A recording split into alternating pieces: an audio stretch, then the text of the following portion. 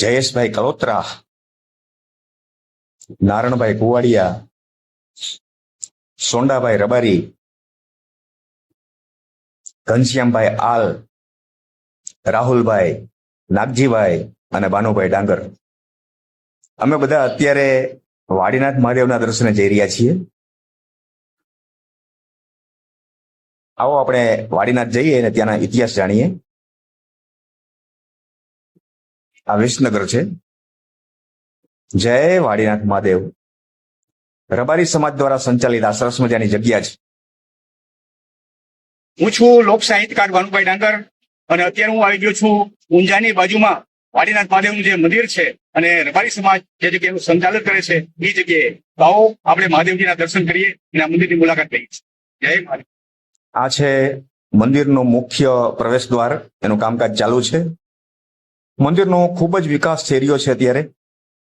અને રબારી સમાજ જેને આરાધ્ય દેવ માને છે એવા વાડીનાથ મહાદેવનું આ મંદિર છે. જય હનુમાનજી મહારાજ. આવો આપણે મંદિરમાં જઈએ. મહાદેવ મહાદેવ. ઓમ નમઃ શિવાય, ઓમ નમઃ શિવાય. આ છે વાડીનાથ મહાદેવ, ભવ્યથી ભવ્ય શિવલિંગ. અને મંદિર પણ એટલું જ સરસ છે. દત્તાત્રેય ભગવાન બેઠા છે. જો મંદિરનું કોતરકામ કેવું સરસ, ઝીણું ઝીણું આમ કંડોરણી કરીને કોતરકામ કરેલું છે. દૈનિક પૂજાની યાદી પણ અહીંયા લખેલી છે. દાન ભેટ અહીં સ્વીકારવામાં આવે છે. સંચાલક, આ જો મંદિરનું કામકાજ ચાલુ છે હજી. અહીંયા કારીગરો દ્વારા કોતરકામ થઈ રહ્યું છે. ખૂબ જ નિષ્ણાંત કારીગરો છે આ બધા. વાહ ભાઈ વાહ. ખૂબ જ ટૂંકા ગાળામાં આ મંદિર ખૂબ ખ્યાતિ પ્રાપ્ત કરી રહ્યું છે. ડાયરો જમે એવો ભાઈ. મંદિર દર્શન કરવા જાય એટલે થોડી વાર ઓટલે બેસવું પડે. આ છે મંદિરના કોઠારી બાપુ. આ અત્યારના હાલના મહંત જયરામગીરી બાપુ છે. શિવધામ વાડીનાથ અખાડા. ભક્તો બધા દર્શને આવ્યા છે. અહીંયા હરિહર ચાલુ છે. ચા પાણી પણ અવિરત ચાલુ જ હોય છે. જય વાડીનાથ. જો સામે ભોજનશાળા છે. ખૂબ જ સરસ મજાની જગ્યા છે. રીધિ સીધી અહીંયા રાજ કરે છે. આ વાડીનાથ મહાદેવનું પ્રાચીન મંદિર હતું અને આ છે ભોજનશાળા. 5 સ્ટાર હોટલ પણ જ્યાં ટૂંકી પડે એવી ભોજનશાળા છે. હજારો વ્યક્તિ એક સાથે બેસીને પ્રસાદ લઈ શકે. હજી અત્યારે 3:30 વાગ્યા છે તો એમને જમવાનો આગ્રહ કર્યો છે. આવો આપણે ભોજનશાળામાં જઈએ. જો ગુંદી, રોટલી, ચણાનું શાક, ઊંધિયું શાક, ભાત, દાળ. વાહ ભાઈ વાહ. કાંઈ ન ઘટે હો. મહાદેવ. જય વાડીનાથ બાપુ. આ છે અતિથિઓને નિવાસ સ્થાન, જે પણ 5 સ્ટાર હોટલ જેવું જ છે. વાડીનાથ બાપુની મૂર્તિ અહીંયા પ્રસ્થાપિત કરવામાં આવેલી છે. જો આ ગાયો માટે અહીંયા ભૂસું, ઘઉંના ફાડા અને ગોળ મિક્સ કરી અને ગાયો માટેનો ખોળ તૈયાર કરવામાં આવી રહ્યો છે. ગાયો દોતી સમયે ગાયોને જો બકડિયા ભરી ભરી અને ખોળ નાખવામાં આવે છે. ગોવાળો પણ એટલી જ સેવા કરી રહ્યા છે. ગાયોનું અહીંયા ખૂબ સારું એવું જતન થાય છે. ગૌશાળામાં ઘણી બધી ગાયો છે. આવો આપણે ગૌશાળામાં પણ જઈએ.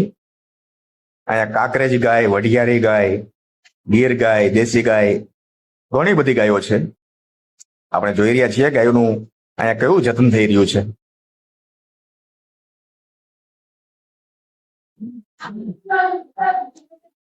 વાહ. જય ગૌ માતા. ગાયો માટેના આવા 3 થી 4 શેડ અલગ અલગ બનાવવામાં આવેલા છે. જો આ ગાય જો આપણે દર્શન દેવા માટે નજીક આવી રહી છે. જય ગાય માતા. આ ત્રીજો શેડ અને મંદિરનું કામકાજ હજી ચાલુ છે, વિકાસ થઈ જ રહ્યો છે. જો અહીંયા બાંધકામ હજી ચાલુ છે. વાહ ભાઈ વાહ. અતિથિ ભુવન, ભોજનશાળા બધું બાજુમાં જ છે. ખરેખર એક વખત દર્શન કરવા જેવું છે. વિસનગર તાલુકો, જિલ્લો મહેસાણા અને ઊંઝાથી માત્ર 8 કિલોમીટરના અંતરે આ જગ્યા આવેલી છે. ગામનું નામ છે તરભ.